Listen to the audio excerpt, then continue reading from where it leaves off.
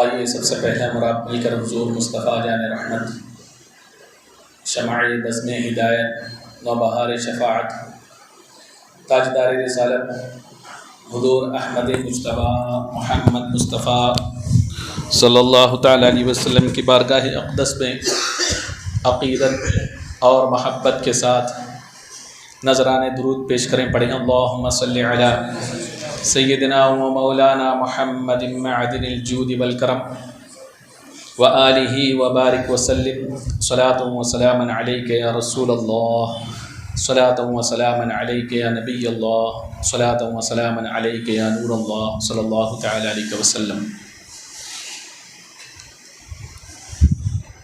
معزز سامعین اکرام، ماہ ذی الحجہ ہم سے قریب تر ہے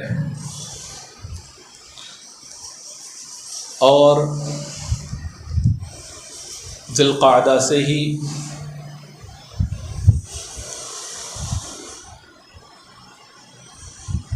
حاجی حضرات سفر حج کی تیاری میں مصروف ہوتے ہیں۔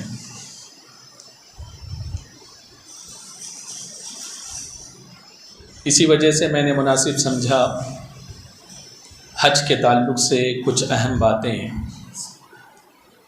آپ کے سامنے گوشگزار کروں۔ اللہ تبارک و تعالی مجھے حق کہنے، آپ لوگوں کو حق سننے اور ہم سب کو اس پر عمل کرنے کی توفیق عطا فرمائے۔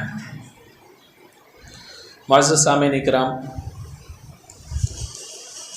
ایک بندہ مومن جس پر حج فرض ہو جاتا ہے، اسے اگرچہ اپنے عزیز و اقارب سے محبت ہو، مال و دولت سے محبت ہو، لیکن اللہ کی محبت کے لیے، اس کی محبت کے حصول کے لیے وہ اپنے رشتہ داروں کی محبت کو قربان کر کے، مال و دولت کی لالچ کو چھوڑ کر، اس کی محبت کو قربان کر کے اللہ کی رضا کے لیے حج بیت اللہ کے لیے نکل پڑتا ہے۔ ایک بڑی قربانی ہوتی ہے۔ پھر وہ مالدار ہو یا غریب ہو، اچھے سے اچھا کپڑا پہننے کا شوقین ہو، وہ شخص جو کبھی بغیر آئرن کیے کپڑا پہننے کی جس کی عادت نہ ہو اور عمدہ سے عمدہ کپڑا پہننا ہو جانتا ہو اور پہنتا ہو، لیکن جب حج کے لیے وہ نکلتا ہے محبت الہی میں سرشار ہو کر اپنے اس اچھے سے کپڑوں کو وہ الگ کر کے ایک سادہ سا وائٹ کپڑا پہننے پر وہ مجبور ہو جاتا ہے، اور وہ اسی طریقے سے حج کے سفر کے لیے وہ روانہ ہو جاتا ہے۔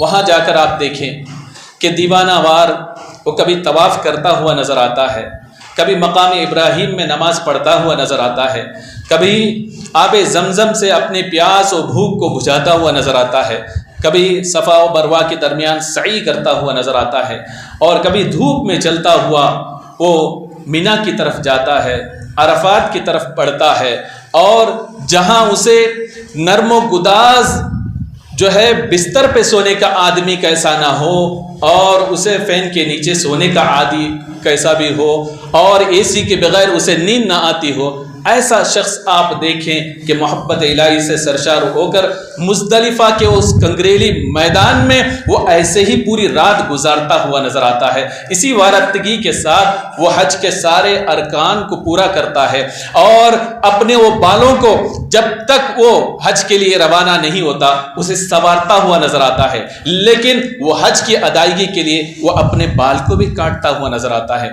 الغرض اس سفر حج میں محبت الہی کی ایک جھلک نظر آتی ہے، قربانی کی ایک جھلک نظر آتی ہے کہ آدمی اپنے نفس کو کچل کر اللہ اور رسول کی اطاعت میں ہر چیز کو اپنا لیتا ہے جو اللہ اور رسول نے اسے اپنانے کا حکم دیا۔ اور پھر دوسری چیز آپ دیکھیں کہ یہ حج میں ہے کیا چیز، آخر حج ہے کیا؟ آپ نے دیکھا ہوگا کہ وہ خانہ کعبہ جو بظاہر پتھر سے بنا ہوا نظر آتا ہے، اللہ کا گھر ہے، اس پتھر سے بنے ہوئے گھر کے اطراف 7 چکر لگاتا ہوا نظر آتا ہے. اور کبھی صفا اور مروہ 2 پہاڑی ہے، اس کے درمیان وہ دوڑتا ہے، چکر لگاتا ہے. تو میں آپ سے کہوں کہ طواف کرتا ہے، طواف کے بجائے وہ طواف کو چھوڑ کر قرآن کی تلاوت میں لگ جائے. اللہ کا کلام ہے. صفا و مروہ کی سعی کرتا ہے، کیا وہ ایسا کر سکتا ہے کہ اس کو چھوڑ کر وہ نوافل نماز میں لگ جائے؟ اور وہ کبھی شیطان کو رمی کرتا ہوا نظر آتا ہے، کنکریاں مارتا ہے. تو آج تو اس دور کا وہ شیطان موجود بھی نہیں وہاں پر، اور بندہ اسماعیل علیہ السلام کو یاد کر کے وہ کنکری مارتا ہوا نظر آتا ہے. تو کوئی یہ کہے کہ بھائی وہاں تک جا کر دھوپ میں کنکریاں مارنے کی ضرورت کیا ہے؟ یہاں بیٹھ کر حرم میں بیٹھو، ذکر میں مشغول ہو جاؤ، اللہ تبارک و تعالیٰ سے دعا کرو تو زیادہ فائدہ ہوگا. کیا کوئی ایسا سوچ سکتا ہے؟ طواف خانہ کعبہ کو چھوڑ کر نماز میں مشغول ہو جائے، اور رمی کو چھوڑ کر وہ ذکر اور دعا میں مشغول ہو جائے، صفا و مروہ کی سعی کو چھوڑ کر اللہ کی بارگاہ میں سربت سجود ہو جائے، تو کیا آپ اس کو قبول کریں گے؟ بلکہ یہی کہو گے اگر جہاں طواف کرنے کا معاملہ ہے چھوڑ کر نماز پر نماز ادا کرتے رہو، حج تمہاری تمام نہیں ہے. صفا و مروہ کی سعی کرنے کا مقام ہو، تم چھوڑ کر ذکر و وظائف میں پوری رات مشغول ہو جاؤ، دن مشغول ہو جاؤ، تم یہی کہو گے کہ تمہارا حج مقبول نہیں ہے. تم رمی کرنے کے بجائے سوچو مشقت کی ضرورت کیا ہے. آج پوری رات میں عبادت کر لیتا ہوں، اللہ سے دعا مانگتا ہوں، اس کے بارگاہ میں سربت سجود ہوتا ہوں، کہ اس کے بجائے تو کیا اس کا حج قابل قبول ہوگا؟ نہیں ہوگا. کہ اس لیے کہ اللہ تبارک و تعالیٰ نے ان ساری چیزوں کو لازم کر دیا ہے. یہ طواف ہے کیا؟ خانہ اللہ تبارک و تعالیٰ کے فرشتوں نے اللہ کے عرش کے درمیان جو ہے انہوں نے طواف کیا. اللہ کو یہ ادا پسند آئی، لوگوں کے لیے اللہ نے لازم کر دیا. اللہ کی نیک بندی نے صفا مروہ کی سعی کی، حضرت ہاجرہ رضی اللہ تعالی عنہا نے، اور اس لیے کی کہ حضرت اسماعیل علیہ السلام کے لیے پانی مہیا ہو جائے، میسر آ جائے. اس کو ڈھونڈتے تلاشتے ہوئے آپ نے صفا اور مروہ کی سعی کی. کہیں دوڑتی ہوئی آپ نظر آتی ہے، کہیں چلتی ہوئی آپ نظر آتی ہیں، اور یہاں تک کہ بندہ مومن جہاں جہاں وہ چلی لوگوں کے لیے چلنا لازم ہے، جہاں جہاں وہ دوڑی اور وہاں وہاں دوڑنا لازم ہے.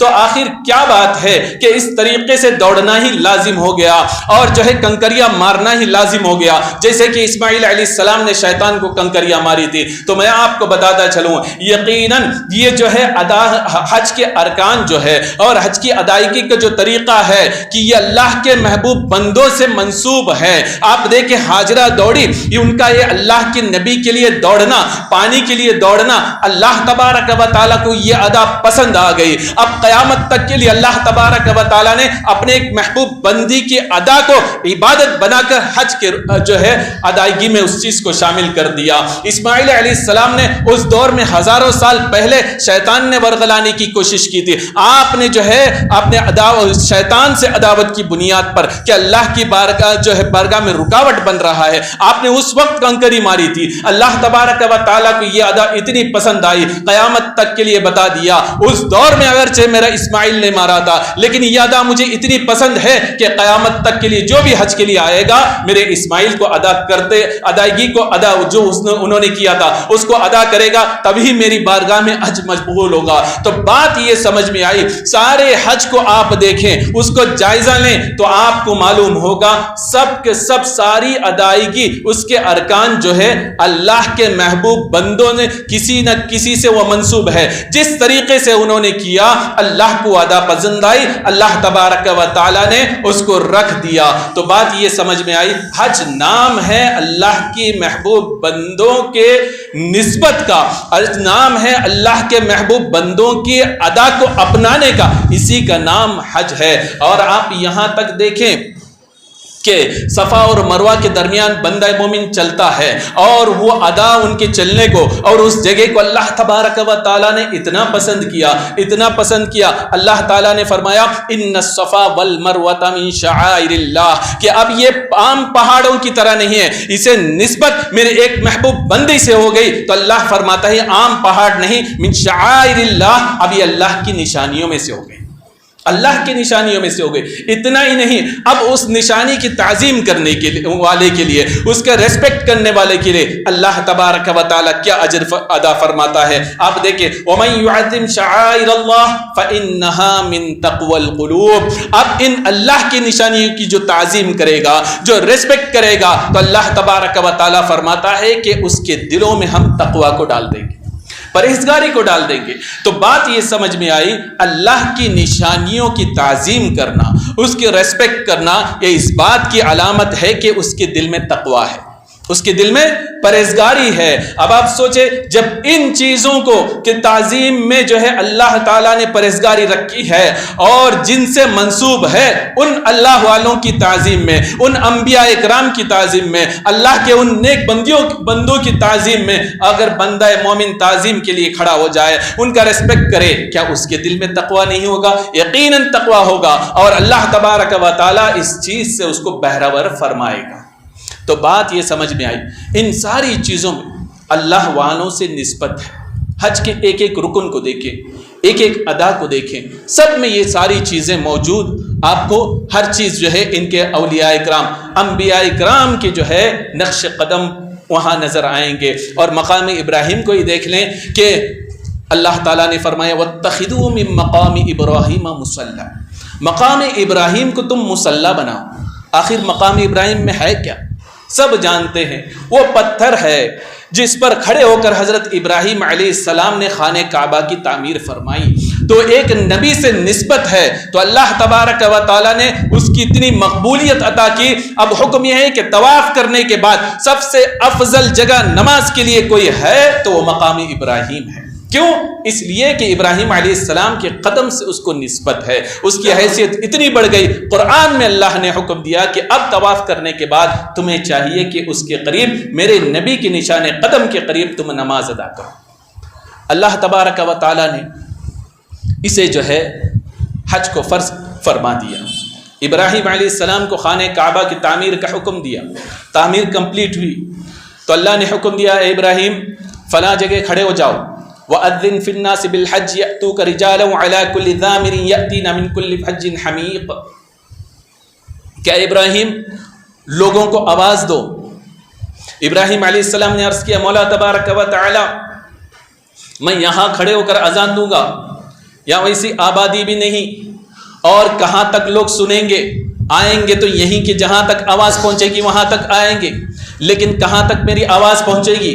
تو اللہ تبارک و تعالیٰ نے فرمایا اے ابراہیم آواز دینا تمہارا کام ہے اور پہنچانا یہ میرا کام ہے۔ تو ابراہیم علیہ السلام نے آواز دی، قرآن میں ہے، اللہ نے حکم فرمایا، ابراہیم علیہ السلام نے آواز دی تو امام سیوطی رضی اللہ تعالی عنہ تفسیر در المنصور میں ارشاد فرماتے ہیں کہ وہاں کے لوگوں نے تو سنا، دنیا کے چھپے چھپے کونے میں جہاں تک لوگ تھے ان لوگوں نے سنا۔ اور آپ فرماتے اتنا ہی نہیں، اب جو بچے دنیا میں نہیں آئے تھے، ماں کے جو ہے پیٹ میں تھے یا کہ باپ کے نطفے میں تھے، امام سیوطی یہاں تک فرماتے ہیں کہ حتیٰ کہ عالم ارواح میں جو روحیں تھی کہ ہر ایک نے سنا، اور جس نے لبیک کہا، تو امام سیوطی فرماتے ہیں اگر ایک مرتبہ لبیک کہا تو وہ زندگی میں ایک مرتبہ حج کرے گا، اگر 2 مرتبہ کہا 2 مرتبہ کرے گا، اور جتنی مرتبہ ابراہیم علیہ السلام کی اس آواز پہ لبیک کہا ہوگا اتنی بار وہ حج کرے گا۔ تو میں آپ سے پوچھنا چاہتا ہوں آخر ابراہیم علیہ السلام کی آواز دنیا کے کونے کونے تک کیسے پہنچی؟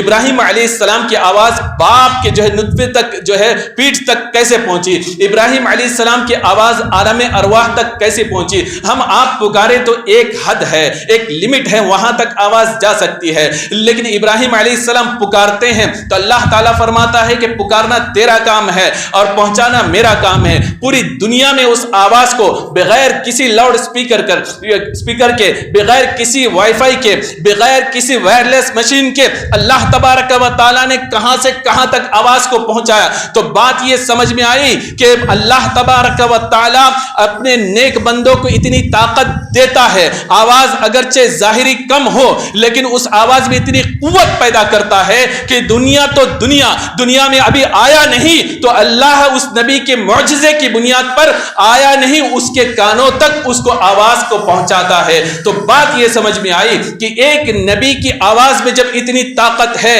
کہ دنیا میں آیا نہیں اس تک بھی آواز پہنچ سکتی ہے، تو میں یہ کہوں گا کہ نبی کے کان میں بھی اتنی طاقت اللہ عطا کرتا ہے کہ بنگلور کی سرزمین پر یا رسول اللہ اگر پکارے، مدینے میں رہنے والے آقا اپنے قبر میں لیٹ کر آواز سننے کی طاقت رکھتے ہیں اور اللہ یہ طاقت عطا کرتا ہے. تو اس سے بات سمجھ میں آتی ہے کہ جو ہے ان کی آواز میں اتنی اللہ تعالیٰ قادر ہے کہ طاقت دے سکتا ہے، کہ نبی کے کانوں میں بھی اتنی طاقت دے سکتا ہے کہ اپنی امتیوں کی پکار کو، اپنے امتیوں کے فریاد کو کہیں سے بھی رہے پکارے تو وہ سن سکے. ہم یہاں سے پکارے وہاں ہوں سنے، کان لالے سماعت پہ لاکھوں سلام. ایک مرتبہ درود شریف پڑھیں. اللہم صلی علی سیدنا مولانا محمد معدن الجود والکرم وآلہ وبارک وسلم و سلام علیک یا رسول اللہ صلی اللہ تعالی علیہ وسلم. تو میں بتا یہ رہا تھا کہ بندہ مومن پر جو صاحب استطاعت ہے اس پر حج فرض ہے. اب بندہ مومن حج کے لیے جاتا ہے تو اسے اس کا صلہ کیا ملتا ہے؟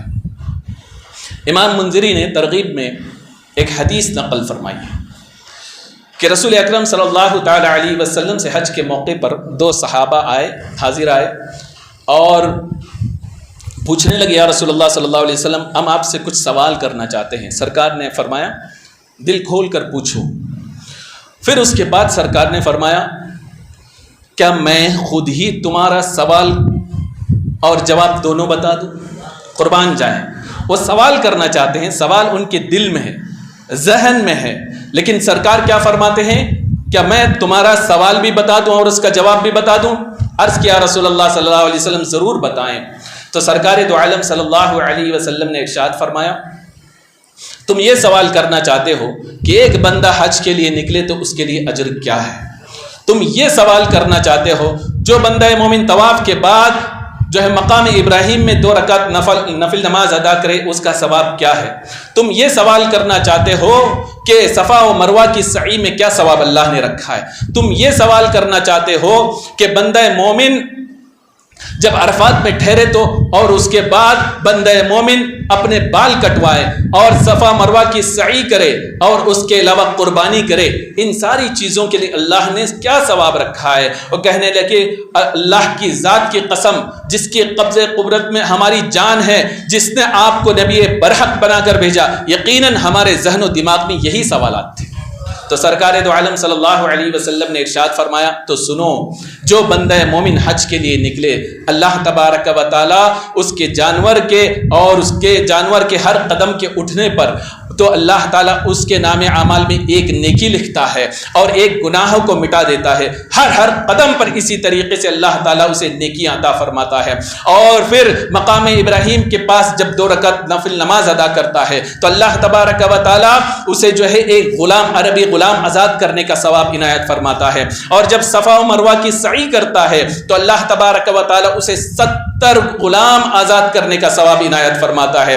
اور جب وہ عرفات کے میدان میں قدم رکھتا ہے، اللہ تبارک و تعالیٰ کی بارگاہ میں دعا کرتا ہے تو اللہ تبارک و تعالیٰ فرشتوں کو سے فرماتا ہے، فخر فرماتا ہے، دیکھو پراگندہ بال لے کر اس حال میں دور دراز علاقے سے وہ یہاں آئے ہیں میرے بلانے پر اور مجھ سے مانگ رہے ہیں. اے فرشتوں سنو، اگر ان کے پاس جو ہے ریت کے ذرات کے برابر گناہ ہو اور بارش کے قطرات کے برابر گناہ ہو اور جو ہے سمندر کے جھاگ کے برابر بھی گناہ ہو تو تم گواہ ہو جاؤ آج میں نے ان کے سارے گناہوں کو معاف کر دیا اور جو مانگیں گی یہ میں انہیں عطا کر دیتا ہوں. اور پھر رسول اکرم صلی اللہ تعالی علیہ وسلم آگے ارشاد فرماتے ہیں اور پھر اس کے علاوہ اور یہ جو ہے اپنے بال کو منڈاتے ہیں تو اللہ تبارک و تعالی اس کے ہر بال کے بدلے میں نیکیاں عطا فرماتا ہے، اور اس کے علاوہ شیطان کو کنکریاں مارتے ہیں تو اللہ تبارک و تعالی اس کے ایسے گناہ کو معاف کر دیتا ہے جو گناہ اس کو ہلاک کرنے والی ہے، اور جب سارے ارکان کو ادا کرتا ہے تو اس کے لیے اللہ نے یہ ثواب رکھا ہے کہ فرشتے اس سے کہتے ہیں کہ اے بندہ مومن، تو نے حج کمپلیٹ کر لیا، اب اللہ نے تجھ کو گناہوں سے پاک کر دیا، اب تو اثر نو زندگی کو گزارنا شروع کر، عمل کرنا شروع کر۔ اور ایک حدیث میں یہاں تک ہے کہ بندہ مومن حج کرے اور فلم یرفث ولم یفسق، کہ بندہ مومن گناہ نہ کرے حج کے درمیان اور کوئی فحش گوئی نہ کرے، تو اللہ کے رسول صلی اللہ علیہ وسلم ارشاد فرماتے ہیں رجع کیوم ولدتہ امہ، وہ ایسے لوٹا حاجی بن کر جیسے اس دنیا میں بچہ جو ہے گناہوں سے پاک و صاف بن کر آتا ہے، اس طریقے سے وہ گناہوں سے پاک و صاف آتا ہے۔ لیکن اس کے لیے شرط یہ ہے کہ حاجی جو ہے حج کرے، اپنے آپ کو گناہوں سے پاک رکھنے کی کوشش کرے، فحش گوئی سے اپنے آپ کو بچانے کی کوشش کرے۔ جب ان باتوں پر لازماً عمل کرے گا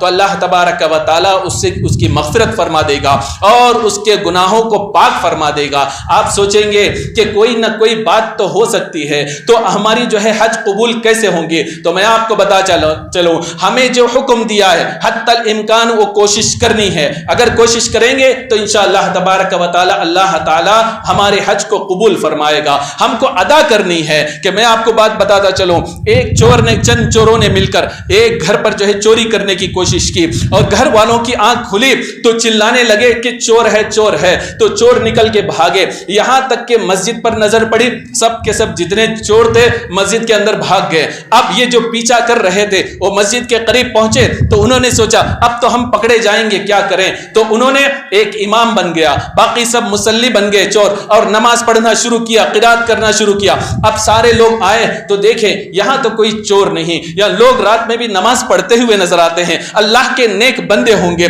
لہذا وہ چھوڑ کر وہاں سے چلے گئے۔ جب چلے گئے وہ جو ہے نماز کمپلیٹ کر کے آپس میں کہنے لگے کہ اللہ تعالیٰ نے اس نماز کی برکت سے ہم کو بچا لیا۔ ایک دوسرے سے کہنے لگے ہم نے حقیقی نماز ادا نہیں کی تھی، بلکہ نماز ادا کرنے والوں کی طرح ہم نے صرف ایکٹنگ کی تھی۔ جب ہم نے ایکٹنگ کیا تو اللہ تبارک و تعالیٰ نے بڑی مصیبت سے بچا لیا، اور اگر ہم صحیح ڈھنگ سے نماز ادا کریں گے تو ہمارا مقام و مرتبہ کیا ہوگا۔ تو بتانے کا مقصد یہ ہے ہمیں جو حج کا ادا کرنے کا حکم دیا گیا، اللہ کے نیک بندوں نے جس طریقے سے حج ادا کیا ہے، ہمارا کام یہ ہے کہ اس طریقے سے ہم حج ادا کریں۔ یقیناً جب ہم ان کی ادا کی طرح ادا کریں گے اللہ کو یہ ادا پسند آئے گی، اللہ تعالیٰ آپ کے حج کو قبول فرما لے گا، آپ کے جو ہے مغفرت فرما دے گا۔ اور حج جو ہے ہر سال جو ہے ایسے ایسے نیک بندے وہاں حاضر ہوتے ہیں، اپنے دور کا قطب، اپنے دور کا ابدال، غوث تو اپنی جگہ، آج بھی بے شمار انبیاء اکرام علیہم الصلاۃ والسلام وہاں حاضر آتے ہیں۔ مشکات شریف کی حدیث میں ہے رسول اکرم صلی اللہ تعالی علیہ وسلم ارشاد فرماتے ہیں کہ آپ، حضرت عبداللہ بن عباس فرماتے ہیں کہ ہم رسول اللہ کے ساتھ حج کے لیے تشریف لے جا رہے تھے، سرکار دو عالم صلی اللہ علیہ وسلم نے مقام ارزق آیا تو آپ نے فرمایا کہ میں فلاں وادی میں کہ میں حضرت موسیٰ علیہ السلام کو دیکھ رہا ہوں، اونٹ پہ سوار ہیں اور تلبیہ پڑھتے ہوئے جو ہے بیت اللہ کی طرف بڑھ رہے ہیں۔ اور کشف الغمہ کی حدیث میں ہے رسول اکرم صلی اللہ علیہ وسلم فرماتے ہیں ایک دوسرے مقام پر پہنچے کہ میں یونس علیہ السلام کو دیکھ رہا ہوں کہ وہ سرخ اونٹنی پر سوار ہے اور جو ہے تلبیہ پڑھتے ہوئے جا رہے ہیں۔ دوسرے مقام پر آپ نے فرمایا میں صالح علیہ السلام کو دیکھ رہا ہوں، اونٹ پر سوار ہے اور تلبیہ پڑھتے ہوئے خانہ کعبہ کی طرف جا رہے ہیں۔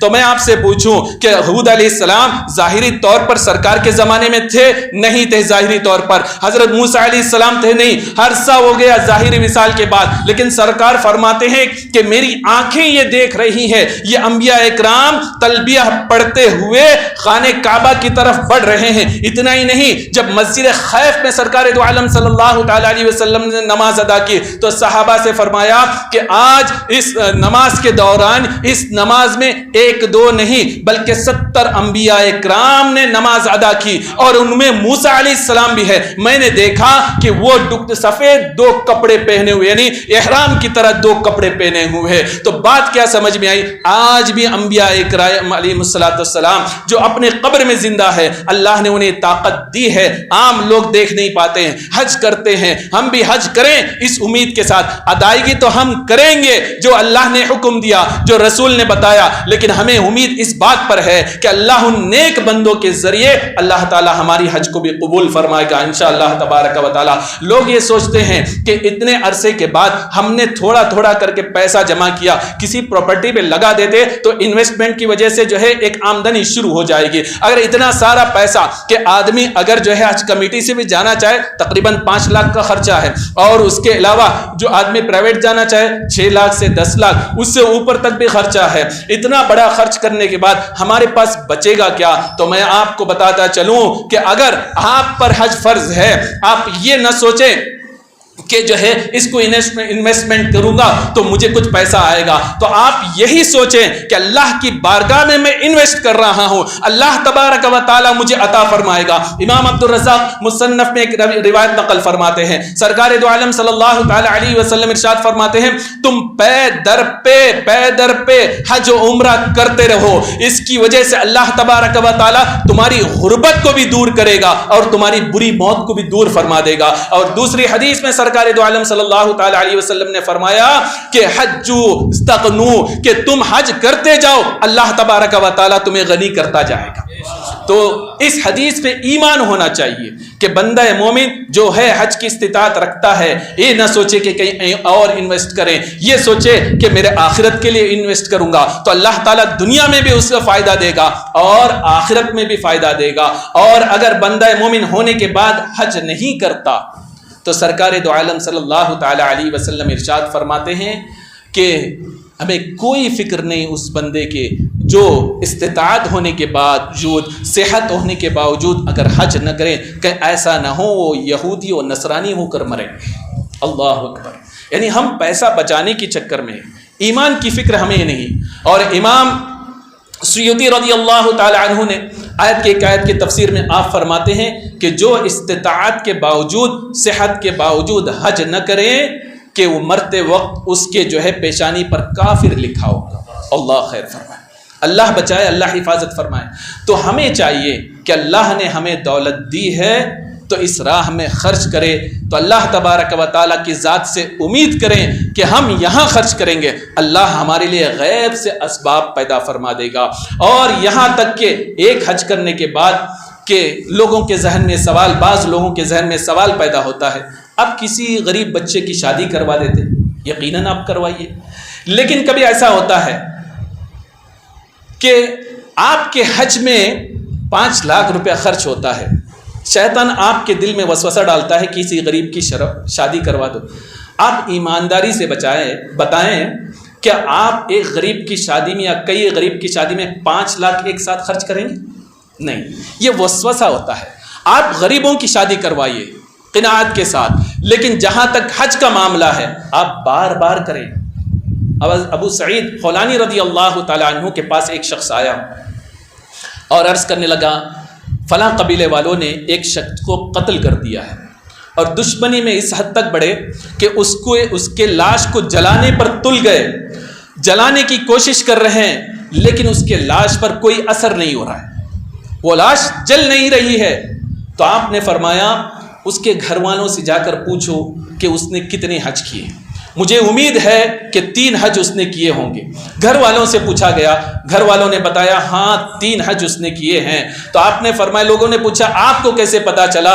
تو آپ نے فرمایا میرے ذہن میں ایک حدیث آئی، سرکار نے فرمایا کہ جو 3 حج کرے گا، ایک حج کیا فرض کی ادائیگی کیا، دوسرا حج کیا تو اللہ کے یہاں قرض اس نے دے دیا، اپنے لیے جمع کر دیا، اور اگر تیسرا حج کیا اللہ تبارک و تعالیٰ اس کے جسم کو آگ سے محفوظ فرمائے گا، یعنی دنیا کی آگ سے بھی اور جہنم کی آگ سے بھی۔ یقیناً اس نے حج کیا ہے تو اللہ نے اسے شہادت کا مرتبہ عطا فرمایا۔ اب جتنے بھی تم جلانے کی کوشش کرو اس کی لاش جلتی ہوئی نظر نہیں آئے گی، یہ اللہ تبارک و تعالیٰ نے اس پر فضل فرمایا 3 حج کی وجہ سے۔ تو ہمیں چاہیے کہ اپنے پیسے کو جو ہے اللہ کی راہ میں پہلے انویسٹ کرنے کی کوشش کریں، اور جس کے پاس نہیں ہو تو وہ آج سے غریب ہو یا امیر ہو یہ سوچے آج سے ہماری انکم کا کچھ حصہ ہم حج کے لیے جانے کے لیے مختص کریں گے.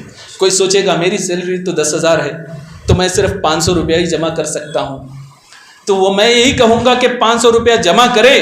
آپ نے دیکھا ہوگا پرانے زمانے میں وہ جو ہے نوجوانی سے وہ پیسہ جمع کرتے کرتے پوٹلی باندھ کر رکھتے بوڑھے لوگ, اور جب بڑھاپے کی منزل آتی ان کا پیسہ جمع ہوتا حج کے لیے جاتے. اللہ تعالیٰ ان کے ارادوں کو پورے فرما دیتا.